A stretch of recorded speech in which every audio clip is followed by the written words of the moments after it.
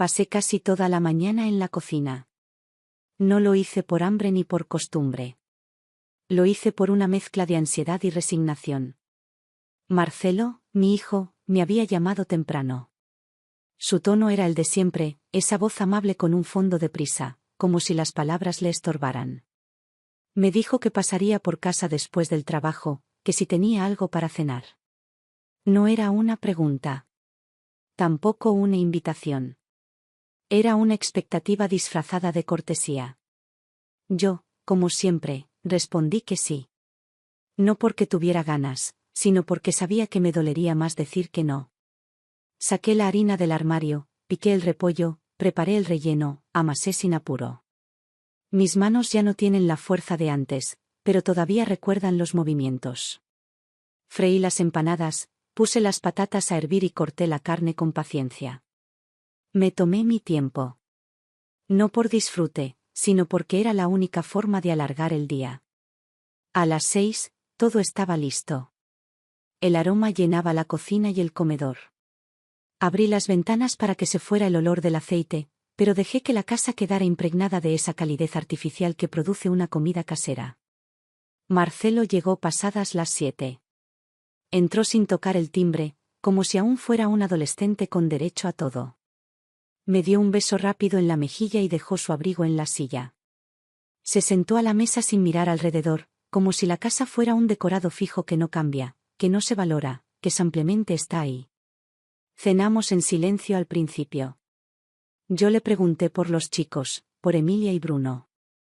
Me dijo que estaban bien, que ocupados con el colegio, que ahora tenían actividades nuevas. Me sonrió sin ganas, y noté que evitaba mirarme a los ojos. Cuando terminamos de comer, recogí la mesa, lavé los platos y volví a sentarme frente a él. Había algo en su cuerpo que no coincidía con la voz. Estaba tenso. Lo vi apretar las manos sobre sus rodillas, como si esperara que le diera permiso para decir lo que llevaba guardado. Finalmente, los soltó. Me dijo que su piso se había vuelto pequeño, que los niños crecían, que ya no podían compartir habitación. Me explicó que él y Laura habían estado pensando en una solución, y que la idea era simple, que yo me fuera a vivir con ellos a su apartamento y que ellos vinieran a instalarse aquí, a este piso grande, con espacio, con luz, con historia. Lo escuché en silencio. Me costó tragar saliva. No porque no lo esperara, sino porque, incluso sabiendo, duele. Le dije que esta era mi casa. Que había nacido en estas habitaciones, que aquí crié a mi hijo, que aquí enterré a mi marido en la memoria y en los objetos. Que no necesitaba una casa más pequeña ni más moderna, sino una en la que pudiera seguir siendo yo. Me respondió con palabras que ya tenía ensayadas. Que lo hacía por mí. Que estaba pensando en mi comodidad. Que limpiar un lugar así sola no tenía sentido. Que los gastos eran muchos. Que la soledad podía pesar más de lo que yo admitía. Lo miré sin decir nada. Porque no tenía sentido repetir lo que ya sabía, que su preocupación no era por mí, sino por lo que él podía obtener si yo aceptaba. Le recordé que cuando enviudé y él se casó con Laura, les ofrecí venir a vivir conmigo. Que yo tenía espacio, que podían ahorrar, que podían empezar sin deudas. Pero Laura dijo que no. Que necesitaban independencia. Alquilaban un departamento oscuro, con humedad, con tuberías oxidadas. Luego lo compraron. 9 años pagando la hipoteca. Ahora, que la deuda estaba saldada, querían recuperar lo que habían perdido. Pero a costa mía. Marcelo me ofreció otra alternativa. Vender ambas propiedades y comprar 2 nuevas, una para ellos, más grande, y una para mí, más pequeña, más sencilla. Y así quedaba todo resuelto. Me dijo que usarían también el subsidio familiar para cerrar el trato. Le pregunté por qué no vendían solo la suya. Me dijo que no valía tanto, que era difícil venderla, que el mercado estaba complicado, que pedir un crédito nuevo sería una carga hasta su jubilación. Le respondí que lo pensaría. No porque dudara. Solo porque necesitaba terminar la cena en paz. Esa noche no dormí. Me acosté con los ojos abiertos, mirando las sombras que se dibujaban en el techo. Pensé en Carmen, una amiga de toda la vida. Sus hijos la sacaron de su piso grande con promesas. Le compraron uno más chico, sin ascensor, sin luz natural. Dejaron de visitarla. Cuando se enfermó, no tenía ni para pagar los medicamentos. Le dijeron que comprara genéricos. Que estaban con gastos. Que el niño tenía clases privadas. Que estaban renovando la cocina. Fue la vecina quien llamó al médico cuando Carmen no contestó el timbre. Estuvo 40 días en el hospital. La visité 2 veces por semana. Solo yo. Solo la vecina. Nadie más. Pensé que así podía terminar yo. Pensé en todas las veces que cuidé a mis nietos, en todo lo que regalé, en lo que callé, en lo que di sin pedir nada a cambio. Pensé que quizás estaba repitiendo una cadena. Que dar sin límites deja al otro sin medida. Y que ahora yo era, para ellos, un trámite. Un estorbo elegante. Una molestia con nombre y apellido. Días después los llamé. Les pedí que vinieran. No preparé cena. Puse unas galletas y una caja de bombones sobre la mesa. Les dije que había pensado su propuesta. Que estaba dispuesta a vender la casa. Pero que había condiciones. Que el nuevo piso debía elegirlo yo. Que debía tener el 50% de la propiedad. Laura se ofendió. Dijo que no le parecía justo. Marcelo intentó mediar. Me explicó que, si usaban el subsidio, no podía figurar como copropietaria. Que era un requisito legal. Le dije que no hacía falta ese dinero. Que el valor de mi casa bastaba. Que guardaran ese subsidio para los estudios de sus hijos. Pero que no iba a entregar mi dignidad como parte del trato. Se fueron molestos. Laura dijo que me quedara aquí. Que ya veríamos en 10 años quién me daría un vaso de agua. Yo la miré con calma. Le dije que, por una casa como esta, en pleno centro, siempre habría alguien dispuesto a ofrecerme compañía. Que yo pensé que serían mis nietos. Que me equivoqué. 3 meses después, supe por una vecina que habían comprado otro piso. Hipoteca a 20 años. Yo seguí en mi casa. Planté un rosal en el balcón. Llamé al notario. Redacté mi testamento. No incluí a Marcelo. No incluí a Laura. No incluí a sus hijos. Los meses siguientes pasaron lentos. No pesados, pero sí espesos. El silencio se volvió parte de la rutina. Marcelo no volvió a llamar. Tampoco lo esperé. Algo dentro de mí había cambiado aquella tarde en que se levantaron de la mesa y salieron por la puerta como si no dejaran nada atrás. Ya no vivía esperando disculpas. Había aprendido que, a cierta edad, lo que no se da de forma natural deja de tener valor. Y aunque dolía, me protegía más no recibir que andar mendigando afecto. Mi vida, a pesar de todo, siguió ordenada. La casa seguía siendo mi refugio. Iba al mercado 2 veces por semana. Cocinaba lo justo. Mantenía las plantas con dedicación. Me gustaba sentarme en el balcón al final de la tarde, con un libro abierto que a veces no leía, solo sostenía. Me hacía bien tener las manos ocupadas, aunque fuera de forma simbólica. A medida que el invierno se acercaba, comencé a notar que el dolor en la cadera se hacía más presente. Lo conocía bien. Era viejo compañero.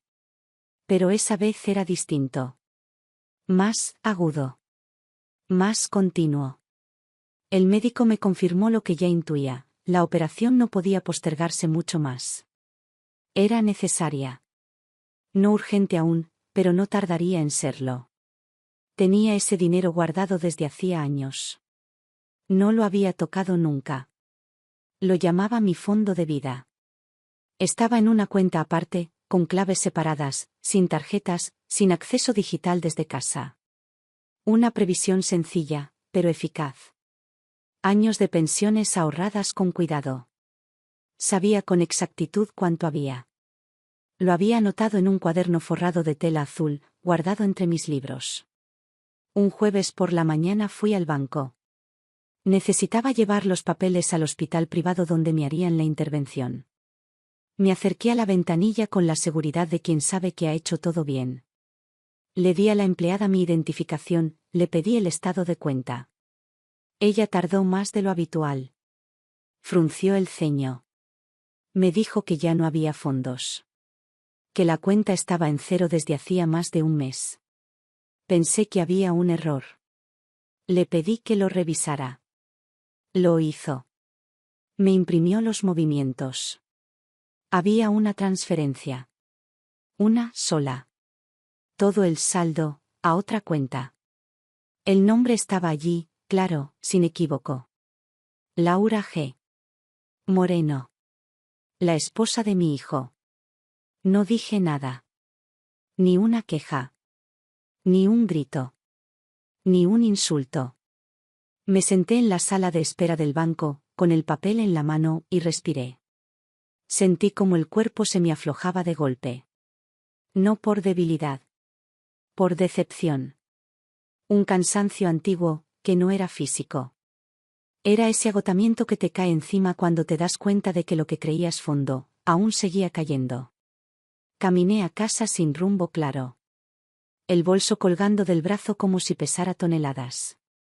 Las calles me parecían más anchas. La gente, más lejana.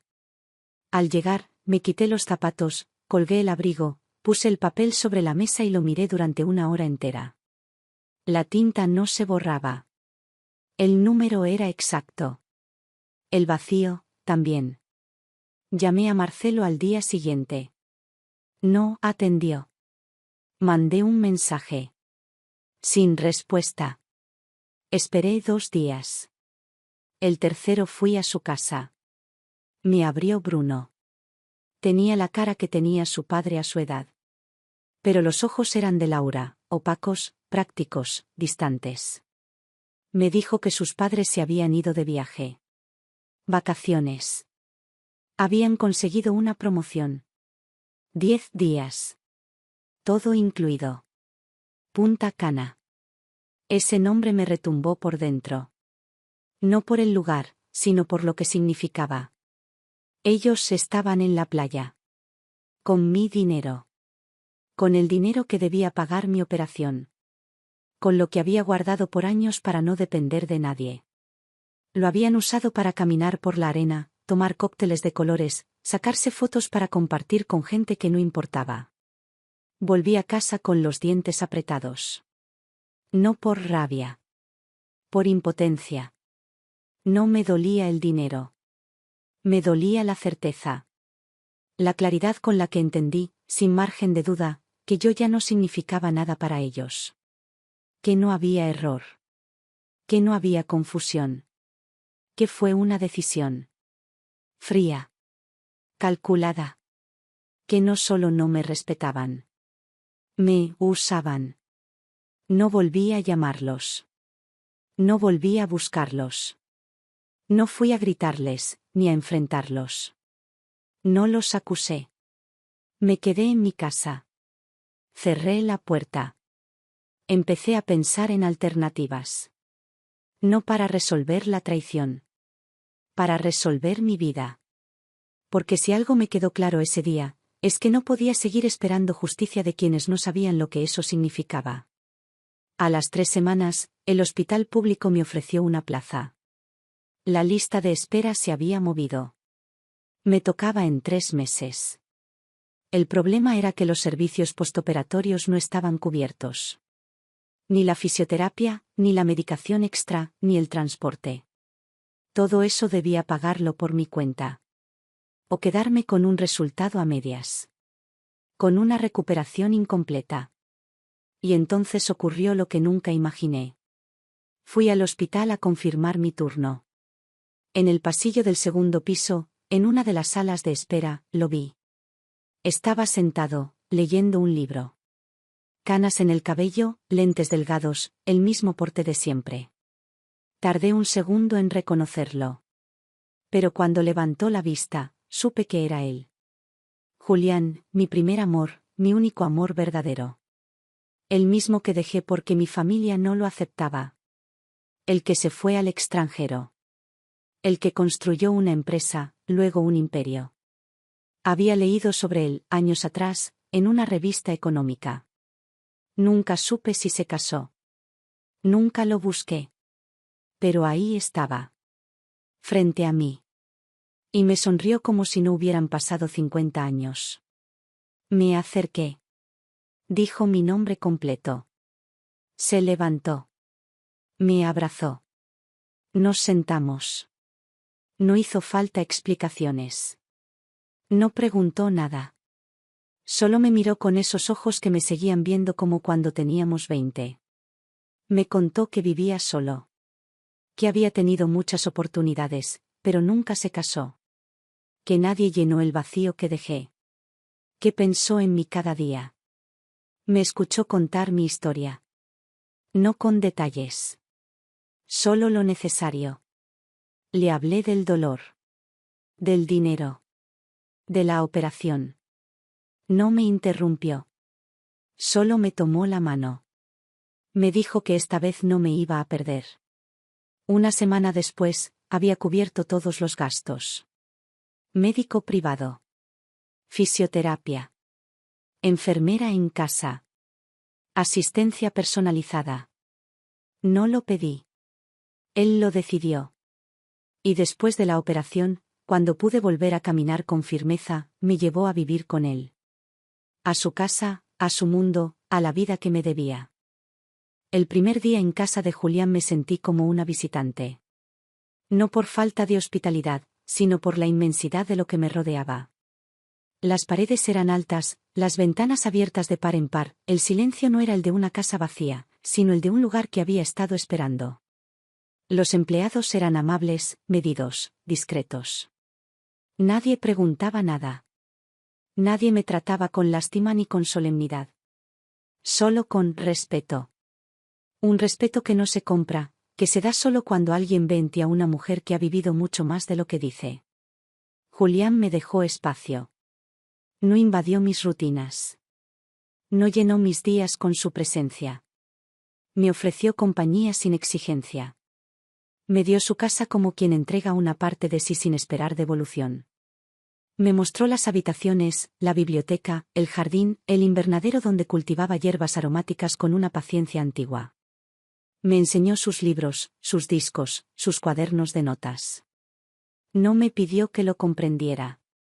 Solo que estuviera. Y yo estuve. Primero en los desayunos, después en las caminatas suaves por el patio, luego en las noches, sentados a la luz de lámparas bajas, escuchando música sin palabras. El cuerpo aún dolía, pero no tanto como antes.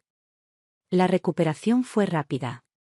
La asistencia era impecable.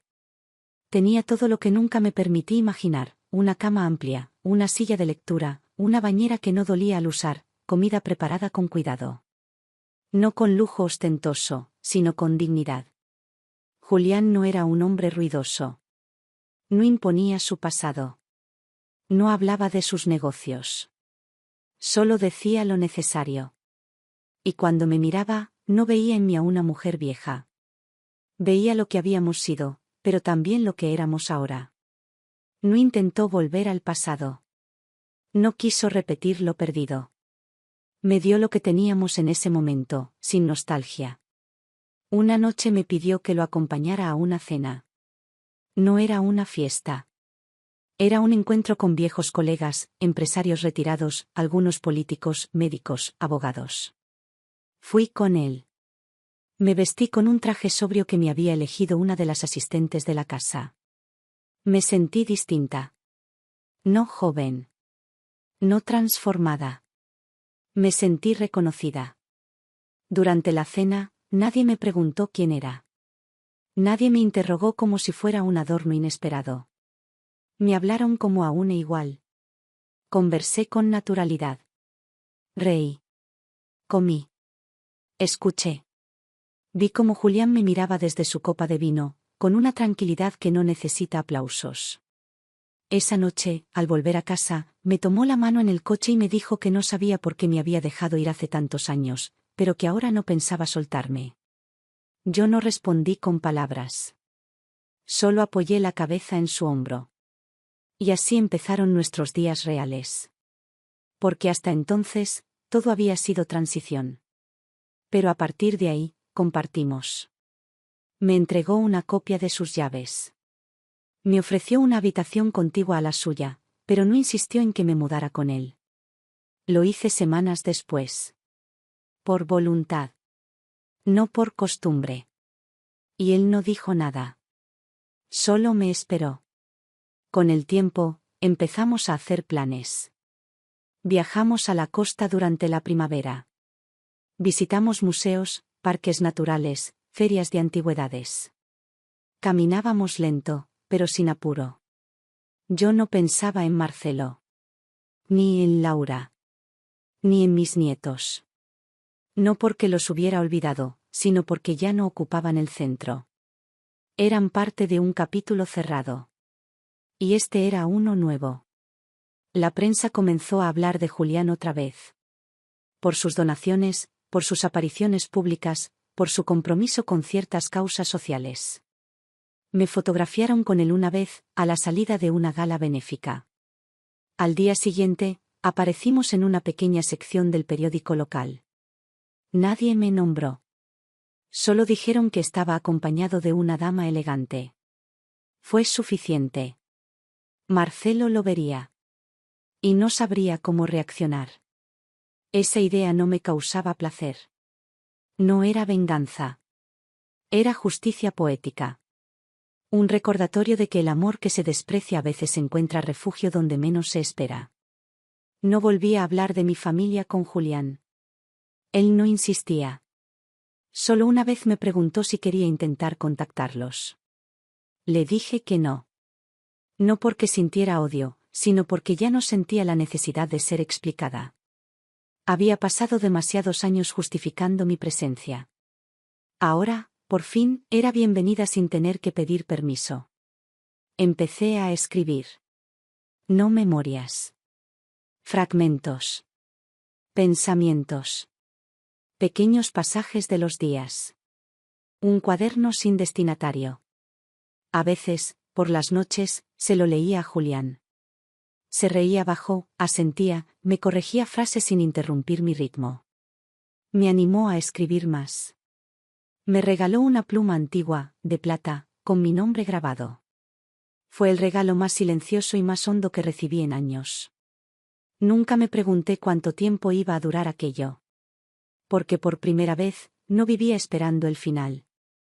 Vivía el presente con calma. Sin miedo. Sin urgencia. Y en esa quietud, encontré una forma de libertad que solo se alcanza cuando ya no se necesita probar nada a nadie. Volvieron del viaje como quien regresa de una conquista. Publicaron las últimas fotos desde el aeropuerto, con las maletas aún sin abrir, mostrando los detalles del resort, las bebidas, la playa, los atardeceres. Sus amigos, los que aún les quedaban, comentaban con aprobación. Qué bien les hacía ese descanso. Qué merecido lo tenían. Qué suerte tener la vida tan ordenada. No sabían, claro, lo que habían dejado detrás. No sabían que para que ellos disfrutaran ese viaje, alguien había tenido que renunciar al derecho de curarse. De caminar sin dolor. De levantarse sin ayuda. Cuando aterrizaron, Laura preguntó si alguien había ido a ver a su suegra. Marcelo dijo que no hacía falta. Que ella era independiente. Que seguro estaría ya en el hospital, internada para la operación, que quizás podían visitarla en un par de días, cuando les diera tiempo. Hablaron de eso en el coche, de camino a casa. Pensaban que estaría débil, ocupada, tal vez molesta, pero sin margen para protestar. Su ausencia sería útil. Un silencio conveniente. Les permitiría reorganizar el departamento sin interrupciones. Al día siguiente, Marcelo fue al hospital. Entró al área de traumatología con paso firme. Pidió información en admisión. Le preguntaron el nombre de la paciente. Lo repitió 2 veces. La recepcionista revisó el sistema. No había ningún ingreso. Ningún turno registrado. Ningún historial reciente. Marcelo insistió. Dijo que tenía fecha programada. Que era un procedimiento aprobado.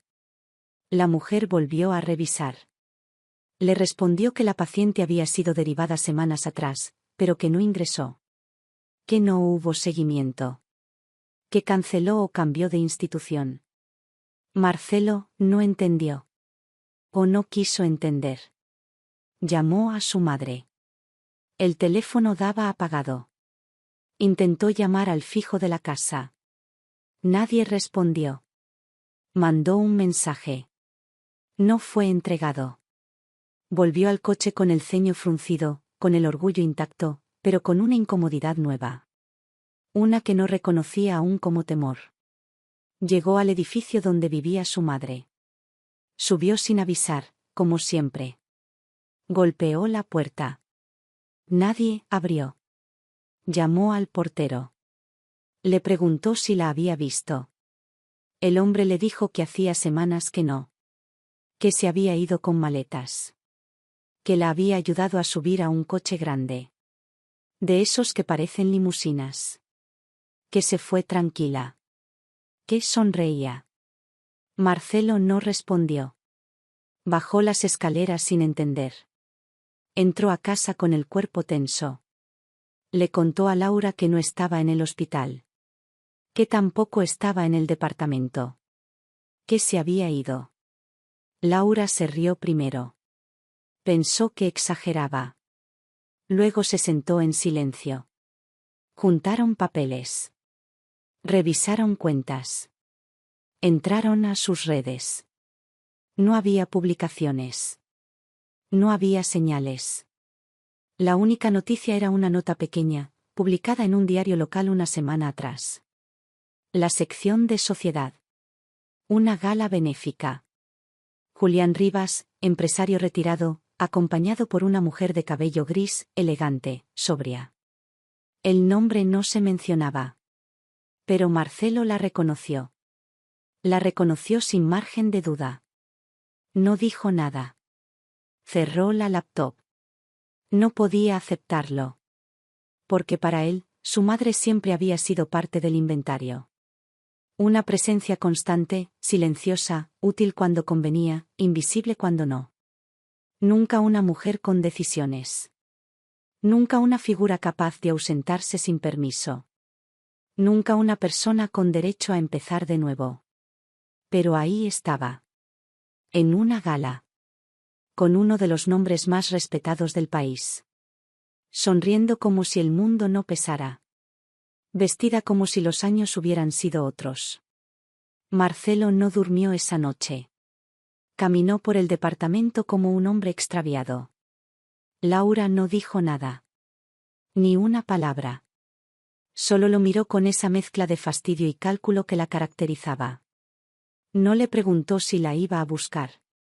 Solo le dejó en claro, con su silencio, que eso ahora era un problema suyo. Uno que había nacido el día que decidieron vaciar una cuenta ajena y comprar un viaje a un lugar donde las olas no les decían nada. Días después, Marcelo intentó contactarla. Llamó a números que ya no existían.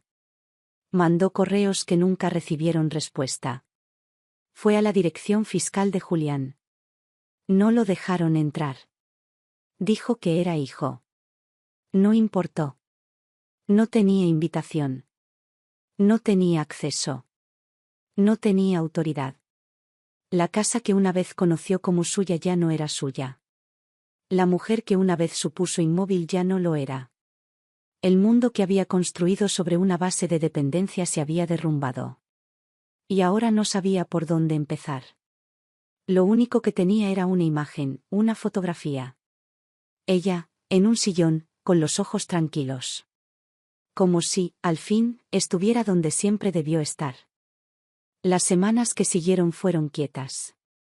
Dentro de casa, todo fluía con la precisión de un reloj que nunca fue forzado. Julián tenía su rutina, yo la mía. Compartíamos las mañanas en el comedor, los almuerzos al sol, las tardes entre libros y música. Por primera vez en años, el tiempo no dolía. No pesaba. No sobraba. Se sentía justo. Habitado. No tenía la urgencia de ser útil. Solo debía ser vivido. Una tarde, mientras ordenábamos unos documentos antiguos en su despacho, Julián me mostró una carta. Venía de una fundación. Lo invitaban a recibir una distinción por su labor en proyectos sociales. Era un acto discreto, pero formal. Le preguntaban si asistiría acompañado. Me lo preguntó a mí, con esa calma que tiene quien no necesita convencer. Le dije que sí. No por el acto. Por él. Porque estar a su lado era, en sí mismo, una declaración. Me buscaron un vestido sencillo, sin brillos, con tela suave. Me peinaron con cuidado, me pusieron unos pendientes mínimos. No necesitaba parecer otra. Solo quería estar presente sin esconderme. Llegamos juntos. Los fotógrafos estaban afuera. No gritaron nombres. No se abalanzaron. Pero tomaron imágenes. Y esas imágenes, al día siguiente, estaban en todos los portales locales. Julián Rivas, empresario filántropo, acompañado de su esposa en el evento anual de la Fundación Humanitaria del Sur. Así lo titulaban. No usaron mi nombre. No tenían por qué. Pero estaba claro. Y bastó una sola imagen para que los ojos correctos entendieran. Marcelo vio la foto. Y lo entendió todo. ¿Por qué no era la ropa? No era la presencia. No era el lugar. Era mi expresión. Era mi cuerpo erguido. Era el modo en que Julián me sostenía el brazo, sin exhibirme. Como si me protegiera de un mundo que ya no podía tocarme. Como si supiera que no estaba salvándome, sino acompañándome. Marcelo vio esa imagen y supo que su madre, la misma a la que empujó fuera del círculo familiar por conveniencia, ya no estaba disponible para él. Intentó contactarme otra vez. Esta vez, a través del asistente de Julián. Envió un correo. Corto. Formal. Decía que quería hablar. Que tenía cosas que decir. Que lamentaba profundamente cómo se dieron las cosas. El asistente me lo leyó sin expresión. Yo solo asentí con la cabeza. Le pedí que no respondiera. No porque me doliera. Sino porque ya no era necesario. El acto de ignorarlo no era castigo. Era consecuencia. En los días siguientes, empezaron a llegar cartas. Una, escrita por Marcelo. Otra, por Laura. Intentaban justificar. No pedían perdón con claridad. Solo explicaban. Como si las palabras pudieran cambiar lo hecho. Como si explicar fuera lo mismo que asumir. Las guardé todas en un cajón. No las abrí. No por orgullo. Por dignidad. La prensa empezó a hablar más de Julián. De sus nuevos proyectos. De su rol como inversor ético. De sus apariciones discretas. De su recuperación emocional. Algunos artículos mencionaban que se había casado de nuevo. Que vivía con una mujer que había sido su amor de juventud.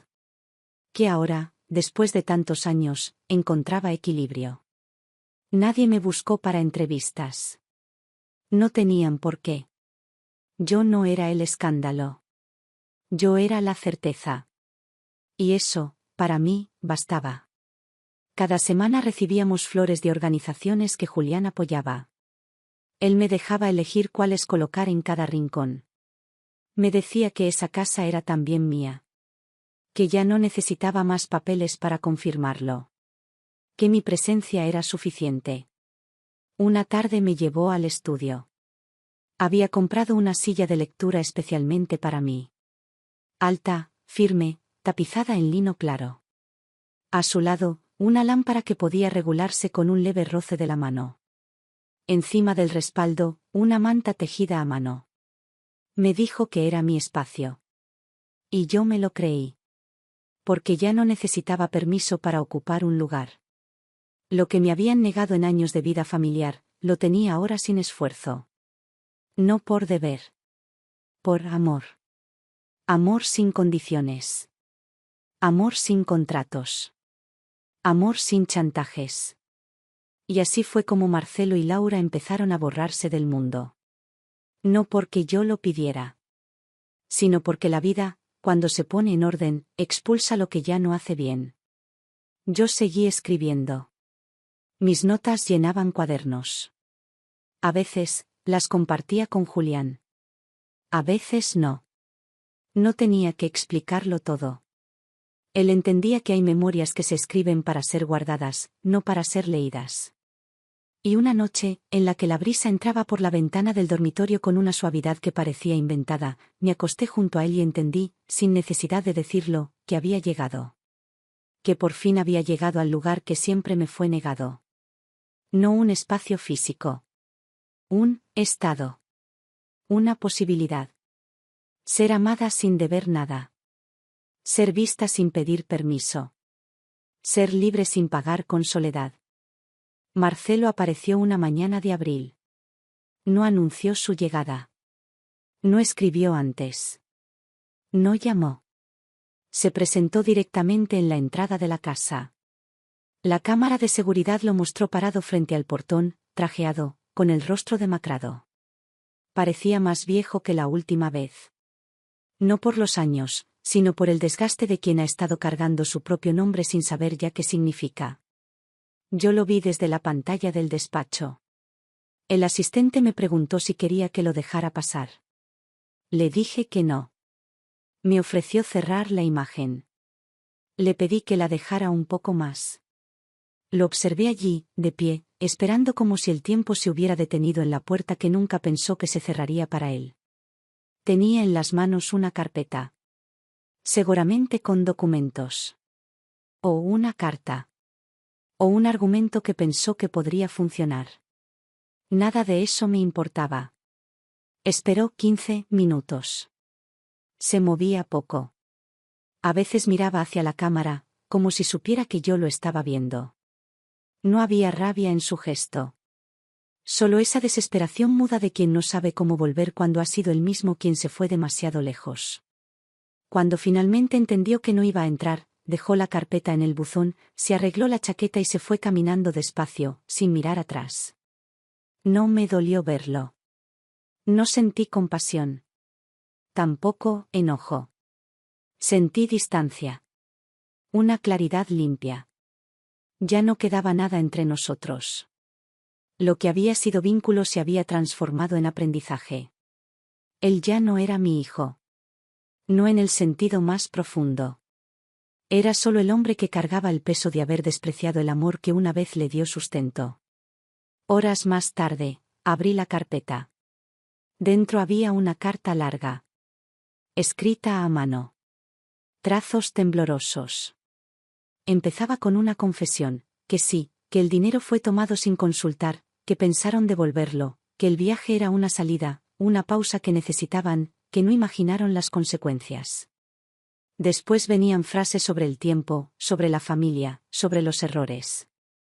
Me decía que había cometido el peor de todos, pensar que yo no tenía opción. Que yo siempre estaría allí. Que no podía perderme porque yo era parte fija de su paisaje. La última página era distinta. Hablaba de Julián. Decía que lo había investigado. Que sabía quién era.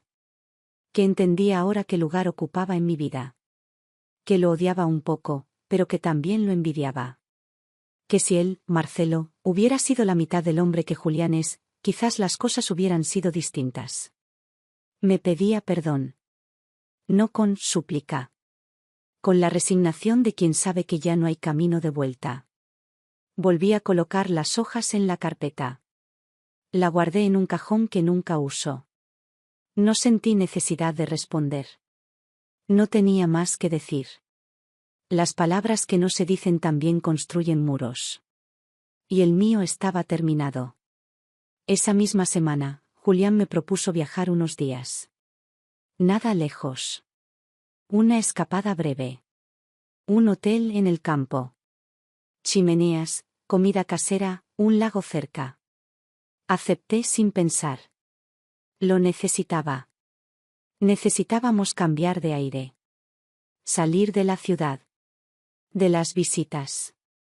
De los recuerdos que todavía intentaban meterse por las rendijas. El viaje fue sereno. Nos quedamos en una habitación amplia, con techos altos y madera antigua. Por la ventana se veía el amanecer. Caminamos por senderos sin nombres. Dormimos siestas largas. Leímos en silencio. Una tarde, sentados frente al fuego, Julián me dijo que lo único que lamentaba era no haber llegado antes. Le tomé la mano. Le dije que yo no habría estado lista antes. Que a veces la vida no se equivoca con el tiempo. Solo espera el momento justo. Regresamos con el cuerpo descansado. La casa nos recibió con olor a pan recién horneado. Los empleados habían dejado flores nuevas en mi habitación. Me senté en la cama, desaté los cordones de mis zapatos y me miré los pies. Pensé en todo lo que habían caminado. En todos los lugares donde no fui bienvenida.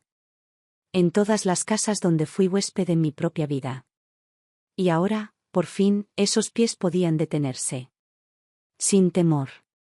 Esa noche, en el silencio tibio del dormitorio, sentí que algo en mí se había cerrado para siempre. No era una puerta. Era una historia. La de una mujer que fue madre, esposa, abuela, enferma, cuidadora, y que, al final, eligió ser simplemente ella. El otoño llegó sin previo aviso. Un día el calor dejó de ser necesario, y al siguiente, la brisa era suficiente para cerrar ventanas. Las hojas del jardín comenzaron a caer con un ritmo lento, casi ritual. Las mañanas se volvieron más húmedas. El café olía más fuerte. El silencio se volvió más profundo. Empecé a despertarme más cansada. No de sueño, sino de cuerpo. Como si el envase empezara a pesarme desde adentro. Al principio no le di importancia. Me costaba levantarme. La espalda más rígida. Las piernas, torpes. El brazo derecho, un poco débil. Pensé que era el clima, el paso natural de los días, el cansancio leve que uno arrastra sin notarlo. Julián lo notó antes que yo. Comenzó a ofrecerme ayuda sin decir que me la estaba dando. Me esperaba en el pasillo con una bufanda en la mano. Se adelantaba a los pasos que antes caminábamos juntos. Ponía almohadas extras sin decir por qué. Y yo entendía. Porque ya no era necesario explicarlo todo. Un día, mientras bajábamos las escaleras hacia el jardín, me faltó el aire. No fue una crisis. No fue pánico. Fue una pausa. El cuerpo se detuvo y me dijo basta. Me senté en el primer escalón. Respiré lento. Julián se arrodilló a mi lado. No dijo nada. Solo me sostuvo la nuca con su mano abierta y esperó. Volvimos a la habitación. Llamó al médico personal. Vino esa misma tarde. Los análisis no tardaron. La presión era inestable. El corazón comenzaba a fatigarse.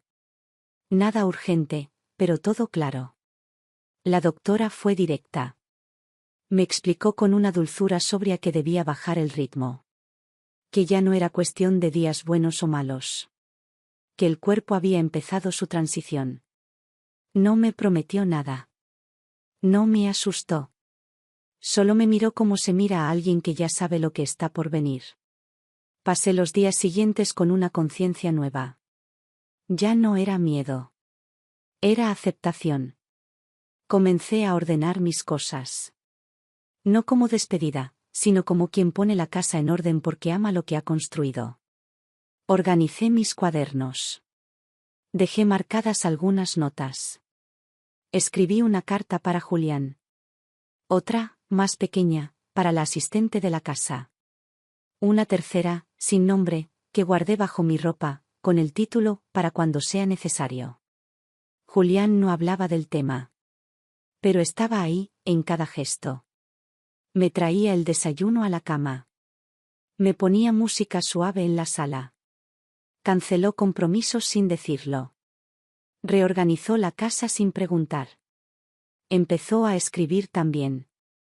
Lo vi varias veces con una libreta en el jardín. Tomaba notas. Pensaba en voz baja. Una noche me confesó que estaba dejando instrucciones para después. Le dije que no hacía falta. Me respondió que sí, que era su forma de no quedarse solo del todo. Yo seguía saliendo al jardín. Caminaba más lento, pero caminaba. El árbol que habíamos plantado juntos crecía fuerte. Sus hojas eran anchas, oscuras. Bajo su sombra, él puso un banco de madera con mi nombre tallado. No me lo mostró hasta que estuvo terminado. Me llevó de la mano. Me sentó allí. Me dijo que ese sería nuestro lugar, aun cuando ya no estuviéramos los dos. Le respondí que ahí lo esperaría, siempre, aunque ya no tuviera cuerpo. Cada tarde me sentaba a escribir. No narraciones. No confesiones. Solo pensamientos. Algunas páginas hablaban del olor de las sopas. Otras, del tacto de las sábanas nuevas. De cómo el tiempo, cuando deja de doler, se vuelve suave. Julián me leía en voz alta lo que escribía él. A veces eran recuerdos. A veces eran listas. Una noche escribió una lista de todos los gestos míos que amaba. Me la leyó sin detenerse. Me dormí antes de que terminara.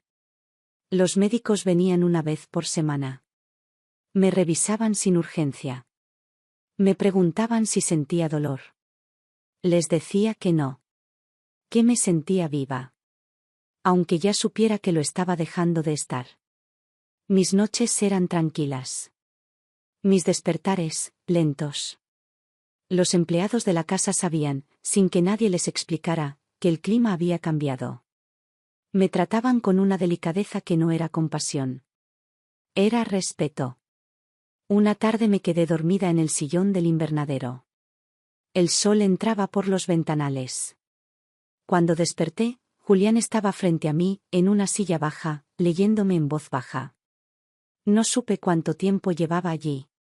Me acarició el cabello.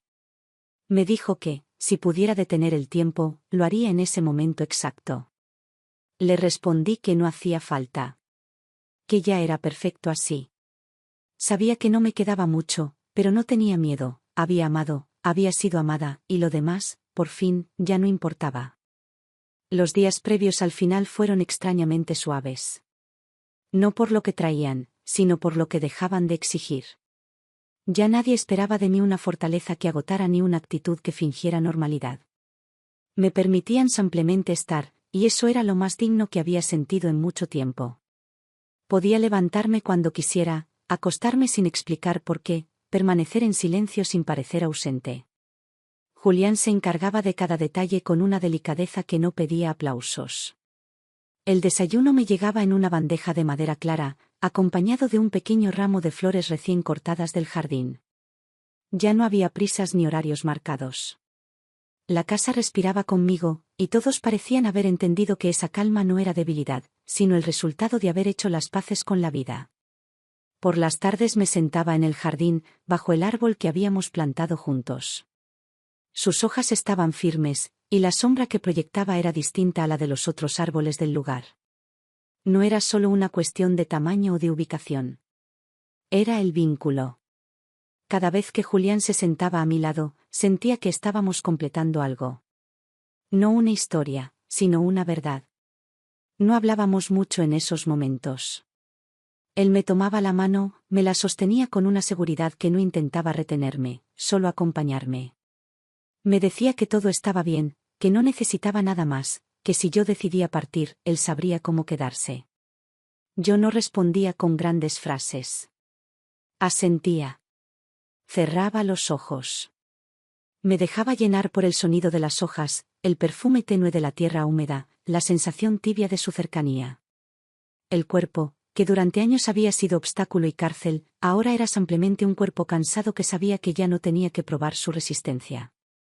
A veces me costaba caminar, otras veces la voz me salía más baja, pero no me dolía. No había rabia en ese deterioro. Solo una comprensión honda. Había llegado el momento de no forzar más. Julián nunca preguntó por lo evidente. Solo estaba. A veces me traía libros.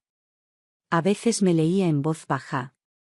Una noche, mientras la lluvia golpeaba suavemente los ventanales, me contó que estaba escribiendo cosas que no esperaba que nadie leyera. Que necesitaba poner en orden su memoria. Le dije que era bueno hacerlo, que dejar una huella íntima, aunque nadie la leyera, era también un acto de amor. Él sonrió, pero no respondió. Al día siguiente me mostró un cuaderno donde había escrito una lista de cosas por las que agradecía mi presencia. La dejó sobre mi mesita de noche sin decir nada más. Aquella tarde, la última, comenzó como todas. Me levanté tarde. Desayuné poco. Estuve sentada en la sala principal, mirando por la ventana el movimiento de las ramas. El viento era suave. Me sentí extrañamente liviana, como si el cuerpo ya supiera lo que venía y no se resistiera. Por la noche, Julián me ayudó a cambiarme. Me puse el camisón de lino que me gustaba. Me cepilló el cabello con lentitud, sin hablar, con una solemnidad que no era tristeza, sino una forma silenciosa de despedirse. Me llevó a la cama. Me arropó. Se sentó a mi lado. Me tomó la mano. Encendió una lámpara pequeña y comenzó a leer. No recuerdo el texto. Sé que hablaba de agua, de ríos lentos, de viajes interiores. Me dejé llevar por su voz. Sentí que cada palabra me cubría los ojos como una manta. Cerré los párpados, no con esfuerzo, sino con la tranquilidad de quien ya no necesita mirar más. Dormí toda la noche. Sin sobresaltos. Sin dolor. Sin sueños. No hubo interrupciones, ni sonidos que quebraran el descanso. Cuando la mañana llegó, mi cuerpo ya no respondía, pero no había rigidez. Solo un reposo definitivo, profundo, sin violencia. Julián me encontró como habíamos planeado. Con el rostro en paz. Con las manos quietas. Con el cuarto aún lleno del olor del té que había quedado en la bandeja sin tocar. No gritó. No se quebró. Se quedó allí, sentado, tomándome la mano como había hecho cada noche anterior. Sabía que era el final, pero también sabía que habíamos llegado juntos hasta el último instante. La noticia no fue pública. No apareció en diarios ni fue mencionada en programas sociales. Julián, fiel a su estilo, evitó cualquier exposición. Se encargó de todo con una sobriedad intacta.